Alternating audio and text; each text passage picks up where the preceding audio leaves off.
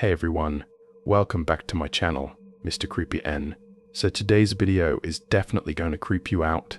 In this video, we're getting into 4 real encounters that happened on cold March nights, strangers on dark roads, creeping figures in the woods, and moments where the wrong decision almost cost everything. Before we begin, let me know in the comments where you're watching from and what time it is for you right now. If you enjoy this kind of content, make sure to like the video and subscribe. Alright, let's get into tonight's stories. I grew up in one of those Appalachian towns where the winters drag so long that by March, everyone's just tired. The snow has mostly melted, but the cold hasn't left, and the roads at night are slick with that invisible film of frost that forms after sundown. The population was under 7,000.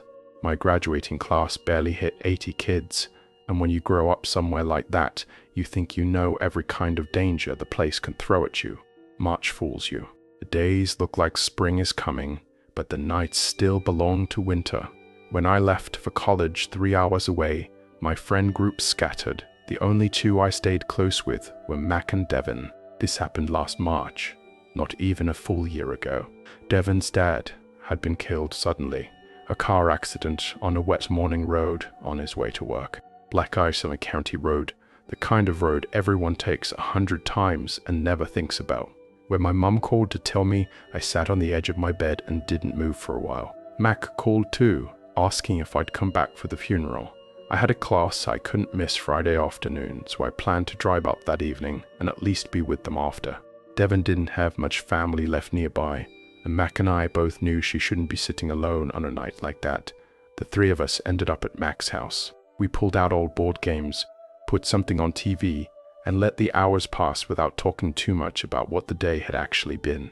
Devin managed a few smiles. Outside, the temperature kept dropping, and by late evening, a thin fog had settled into the low parts of the road, the kind that glows faintly in headlights and swallows everything beyond 50 feet. By the time I checked my phone, it was almost 12:30. I said my goodbyes and stepped outside. The fog had thickened. The drive from Mac's back to my parents' house takes barely 2 minutes in daylight, but the road twists sharply through 2 hillside bends, and in that March fog, with no streetlights and frost back on the asphalt, it felt much longer. I wasn't even a minute in when I came around the first bend and had to slam my brakes. There was a white sedan half shoved into a ditch, its front end crumpled against the embankment, angled awkwardly across my lane. The fog swirled around it in the headlights. I swerved, heart slamming, and only when I'd stopped, about 100 feet up the road, did I see the figure stepping out of the mist. A man, waving both arms slowly. My first instinct was that he'd hit the ice, but the way he was standing, weight evenly on both feet, arms moving in a deliberate pattern, not limping, not hunched in pain, made something tighten in my chest. Still, I got out. I left the engine running. He was stocky, maybe late 40s, wearing a damp canvas jacket and a ball cap with the brim pulled low. His breath fogged in the cold air. He said he needed help getting pulled out, but didn't want me to call anyone official. He shut down the idea of police so fast, I barely finished the suggestion. His voice had no panic in it. No cold shiver urgency you'd expect from someone who'd just gone off the road on a freezing night. It was flat, measured, like he was reading from a card. He asked if I could drive him to his brother's place down the hollow. I thought about getting back in the car and leaving, but he was standing close enough that if I turned toward the door, he'd reach at the same time I did, so I made a calculation. Better to control how he got in than let him force it. The second the door closed, I regretted it. His jacket was soaked through and smelled like mud and something else I couldn't name. Not just cold, not just sweat, but something stale that clung to the inside of the car immediately. His hands were dark with grime. He started talking right away, asking my name, where I lived. I gave him nothing useful. Then he ran his hand slowly across the dashboard and said, almost quietly, "This is a nice car, a really nice car. I'd kill to have something like this." He said it without any humor, just a fact, stated plainly, while the fog pressed against every window and the road ahead disappeared into gray nothing. The directions he gave kept shifting. First, his brother's place was a mile from the wreck, then a mile from where we were.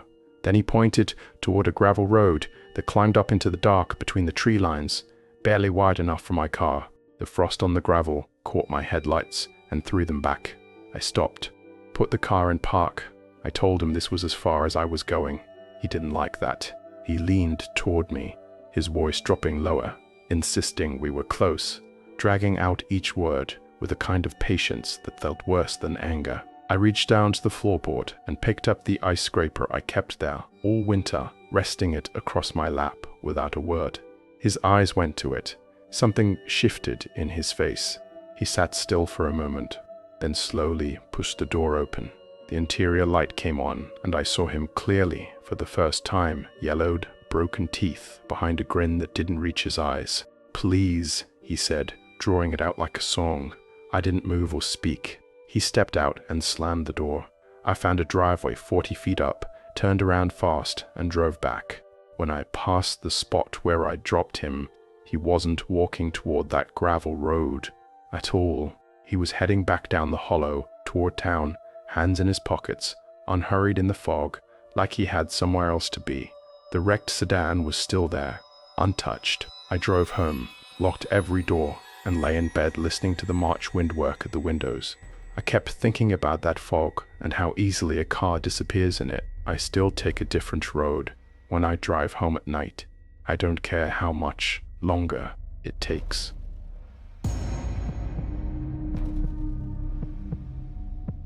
My sister called me on a cold Tuesday evening in March, and I knew from the first half second of silence before she spoke that something real had happened. Not the kind of silence where someone is collecting their thoughts. The kind where they're still deciding whether saying it out loud will make it more real. She and her college friend had been staying in Northern California for about a week. One of those intentional slow trips. A small rental tucked near the Redwood Trails. No real agenda. Just walking and eating and existing somewhere quiet for a while. They'd been there long enough to find their favorite morning trail. The one that curved along a creek bed before climbing into the older growth, where the trees were wide enough that two people couldn't reach around them. In March, the sky out there sits low and gray, and the forest floor stays damp and shadowed even at midday. It's beautiful in the way that things are beautiful when they're also slightly indifferent to you. They were about an hour into that trail when the man appeared. My sister was specific about this. He didn't come from the path. He stepped out from between two trees to the side, sideways, like someone who had been standing just behind the tree line and made a decision to let himself be seen. Her friend's first instinct was relief. She said something quietly like, "Oh good, another hiker," because they hadn't passed anyone in a while, and another person on a trail can feel like company. He didn't move like a hiker. He stood in the center of the path and looked at both of them for a beat too long before he said anything. Then he asked who they were and what they were doing out here. My sister said the phrasing wasn't casual. It wasn't the way you ask a friendly question. It was the way you ask when you've already decided the answer is wrong. He referred to the woods as his, not these woods or this area. His. They explained they were just exploring, renting a place nearby for the week. He tilted his head and told them they were liars. My sister said she immediately assumed he was mentally ill or under the influence of something, and she touched her friend's arm, and they began stepping around him to continue walking. He fell into step beside them without hesitation. He kept pace easily and kept talking. Disconnected fragments, questions that didn't wait for answers, territorial language that kept circling back to the same theme. My sister said it felt like being spoken at rather than spoken to, like he wasn't really tracking their responses at all. Her friend stopped walking, turned around, and told him directly and firmly to leave them alone. My sister said that's when his face changed. Not into anger, into nothing. Whatever had been animating his expression simply left, and what replaced it was flat and completely still. He looked at both of them and said, in the exact same even tone he'd used the entire time, that he had killed a few people out in these woods over the last couple of years, and that he wouldn't mind adding them to that. He said adding them to that the way you'd say adding an item to a grocery list. Practical. Considered. My sister said there was maybe half a second where neither of them processed it.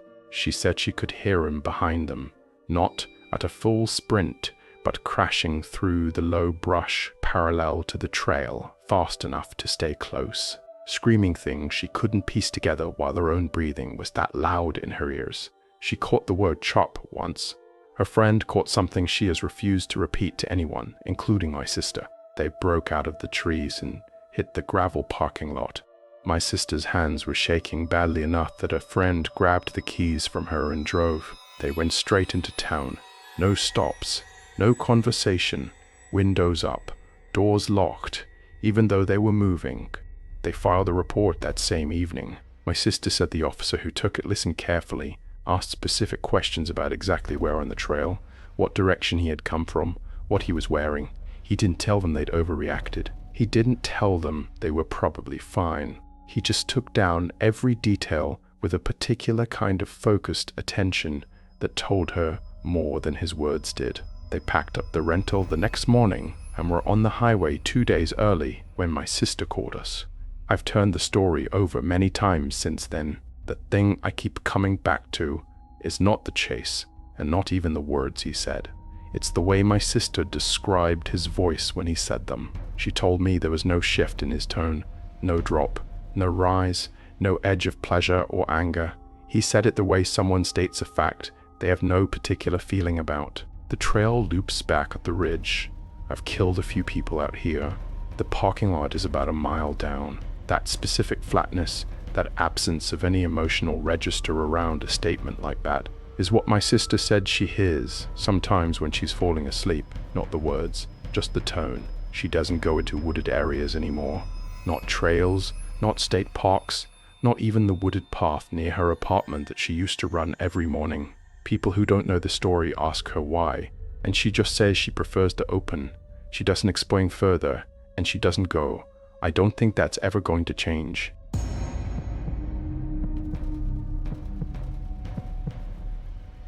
I'm heading out camping this weekend for the first time in years. I've been looking forward to it, got the gear out, checked the forecast, mapped the trail, and somewhere in the middle of all that, something surfaced that I haven't thought about directly in a long time.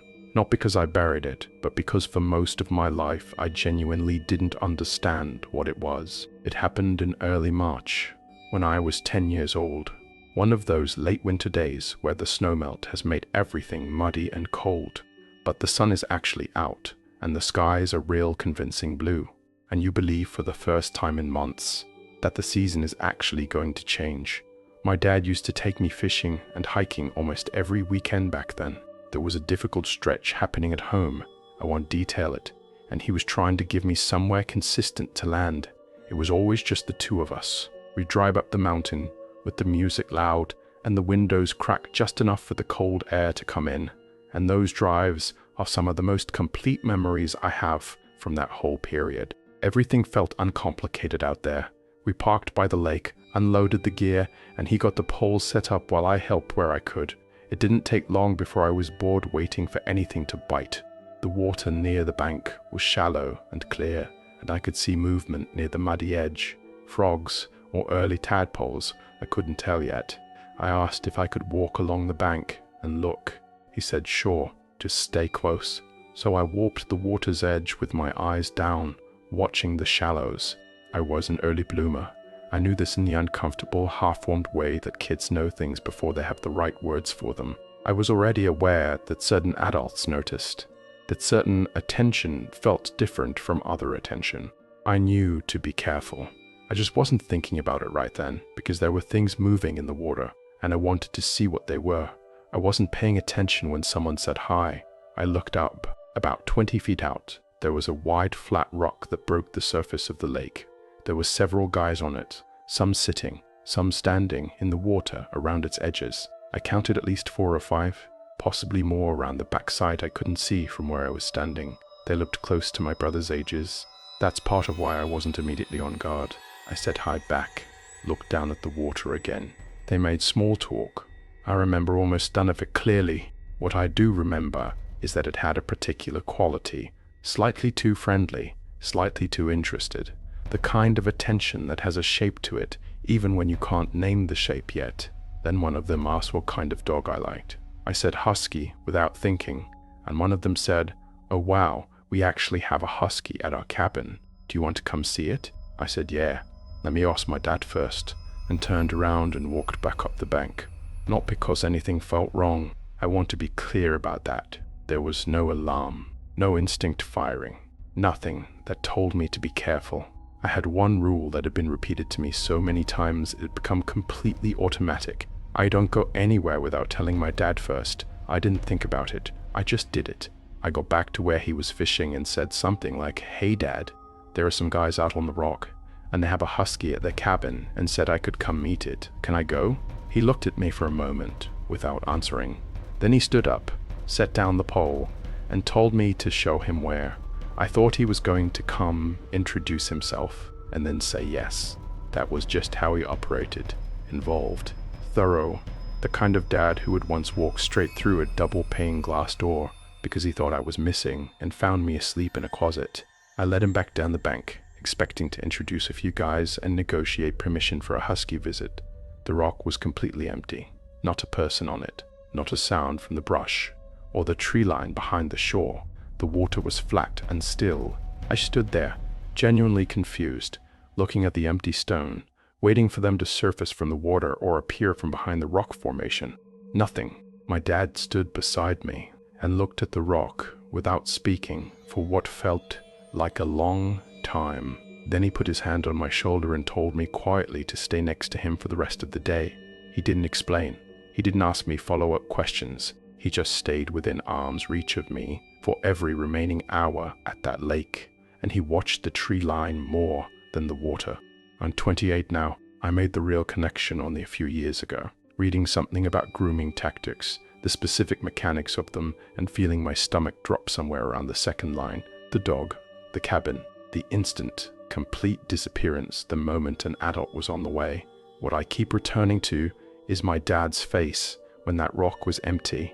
He understood all of it in an instant, the whole shape of what had almost happened, while I stood next to him, genuinely disappointed about a husky that was never real. He carried that knowledge home quietly and never once put it on me, never brought it up, never made me feel the weight of it until I was old enough to find it myself. I've thought about asking him directly. I've started the conversation in my head a dozen times. But every time I get close to saying it out loud, I think about what his face would look like, having to answer, and I decide I'd rather keep the version of the story I already have. I have always been a city person. I need the noise, the light, the specific comfort of knowing there are people 3 feet away on the other side of a wall at any hour. Some people call that claustrophobic. I call it safe. And after what happened last March, I've stopped apologizing for it entirely. My close friend had just ended a 7-year relationship, engagement called off, shared apartment dissolved, piece by piece, the entire architecture of a future she had built quietly dismantled over the course of a few months. She wasn't collapsing dramatically. It was worse than that. She was still showing up to everything, still laughing at the right moments, just hollowed out somewhere behind her eyes in a way that was painful to be around, because there was nothing obvious to fix.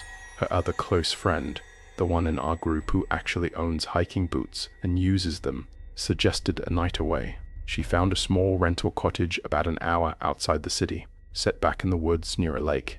Wood frame, a little fireplace, a back window that looked out into the trees. She thought the quiet would help. The rest of us were skeptical but agreed. We drove out on a Friday evening in mid-March. The cottage was genuinely charming when we arrived. Small and warm, exactly what the photos had promised. We spent the first hour appreciating it. Then the Wi-Fi confirmed it didn't work. The cell signal was one bar that disappeared when you moved from one corner of the room to another. And we all quietly acknowledged that none of us had actually planned for what being in nature meant in practice after dark. By 7 in the evening, my heartbroken friend was navigating offline maps on her phone. She found a bar in a small town 15 minutes up the road. It was a proper dive. Low amber lighting, locals at the bar who had clearly been sitting in the same seats for years, a jukebox in the corner playing something from 2 decades ago, the kind of place but has been exactly the same since it opened and has no interest in changing. We ordered drinks, and I actually relaxed for the first time since we'd arrived. My friend started talking to a man at the bar, middle-aged, quiet, the kind of weathered and rugged that comes from working outside rather than trying to look like you do. He was attentive without crowding her, and she was laughing. Real, open laughing, not the performed version she'd been running all month, and I was genuinely glad to see it, even if the timing felt messy. They talked for a long stretch. At some point she pulled herself away, came back to us, said she was ready to go. On the walk to the car, she waved it off before we could say anything. He was just being friendly. It's not a big deal. We teased her the whole drive back. She laughed and told us to stop.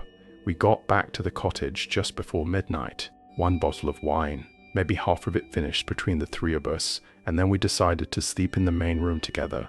One on the couch, one on the love seat, one in the recliner. The cottage was small enough that the front door and the back window were both visible from anywhere in the room.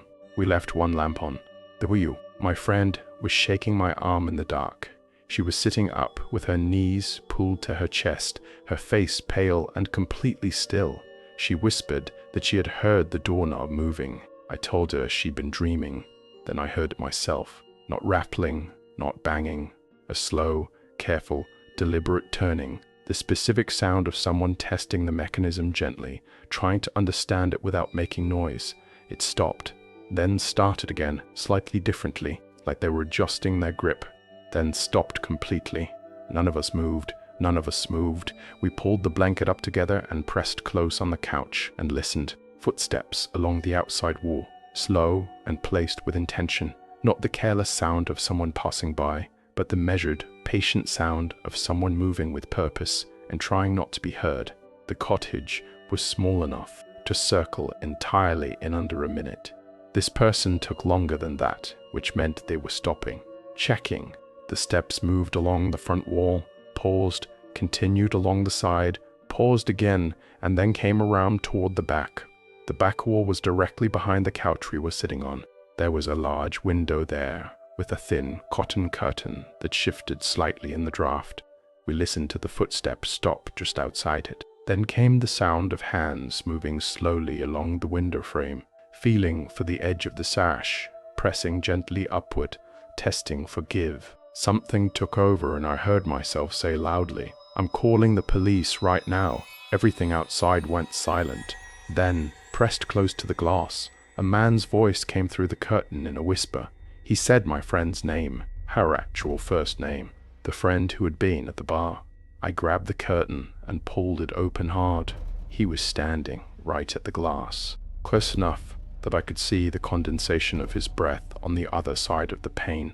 It was the man from the bar, same jacket, same face. His hands raised to the window frame, caught mid-motion. He froze. His hands moved slowly upward in front of his chest. That strange, involuntary gesture, like he was the one who had been surprised, like he needed to signal he was harmless. Then he turned and walked into the trees. Steady pace, not running, unhurried, like someone who knows the woods well enough at night that the dark doesn't bother them. We called the police. They came out within 20 minutes, swept the perimeter, took a full report. Before he left, the officer checked the back window. He turned back to us and said quietly that it was unlocked. He said it like he was letting us sit with what that meant, without spelling it out. We left at first light. We didn't discuss it much during the drive until about 40 minutes in, when one of us started saying the timeline out loud, and we all began doing the math together. We had left the bar before midnight. He had waited outside that cottage in the cold March dark for over 3 hours, watching the windows, watching the lights go out one by one, waiting until he was certain we were asleep, and then approaching in silence and working the entry points methodically. Front door first, then the full perimeter, then the unlocked window at the back. That image is the one that stays with me, not his face at the glass, not the sound of the doorknob, or his voice through the curtain. The thought of him standing in those trees in the cold, perfectly still, watching the last light go off and waiting. That degree of patience, that quality of quiet, deliberate planning. I don't have a place to put it. I've tried. My friend who planned the trip has apologized more times than I can count. My whole broken friend said something strange on the drive back, that the experience had shaken something loose in her, that coming so close to something genuinely terrible had made her grief feel like the smaller thing for the first time. I understood what she meant. I felt it differently. I moved my bed when I got home, so it no longer faces the window. I tell myself it doesn't make any real difference. It doesn't matter. I sleep better facing the wall, with my back to the glass, and for now, that is the only thing that helps.